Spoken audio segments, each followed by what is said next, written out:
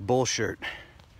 It's fitting because the way I want to start this is by just addressing, some of the shit that I see on YouTube. You got people promoting different methods and techniques in the gym on how to build muscle and get stronger, but they can't really explain why what they're promoting works, which would indicate that they don't actually understand what they're talking about. And if they don't understand what they're talking about, they really got no business talking about it. So I'll start with a couple of quotes here. Einstein said that if you can't explain it simply, you don't understand it well enough.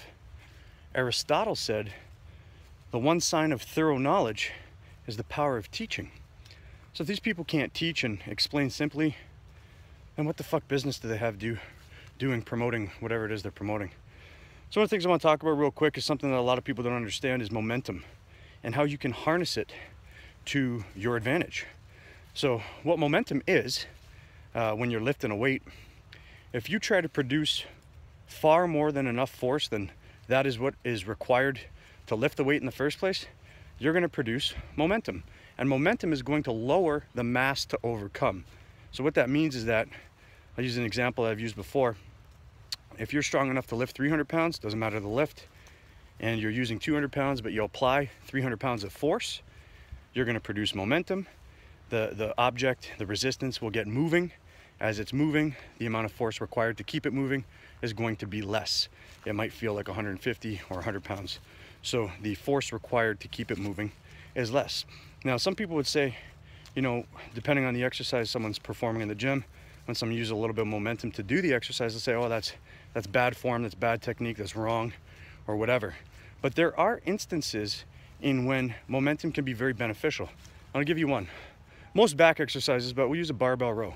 Ronnie Coleman performed barbell rows, at least from what I've seen in his videos, with the best form I've ever seen.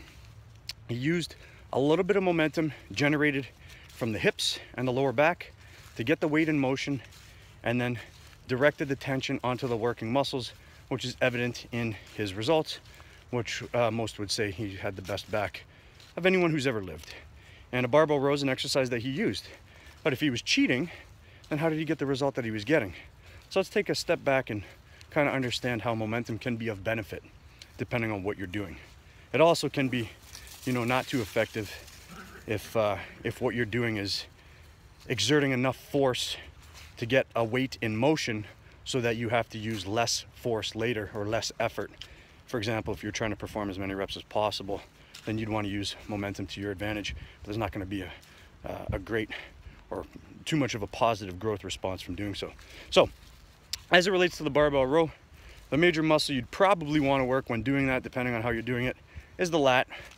Now, the way muscles are designed is that their capacity to produce force is greatest when they're near their mid-range, and it's lowest when they're at their fully lengthened and fully shortened ranges. So if we look at a barbell row, the lat is basically in its mid-range to start the movement, and where you want to finish the range of motion is going to be in its shortest range or its weakest position. So using a little bit of momentum on that particular exercise will help you overload that muscle throughout its entirety. And if you overload the muscle throughout its entirety, you're going to positively, stimulate growth.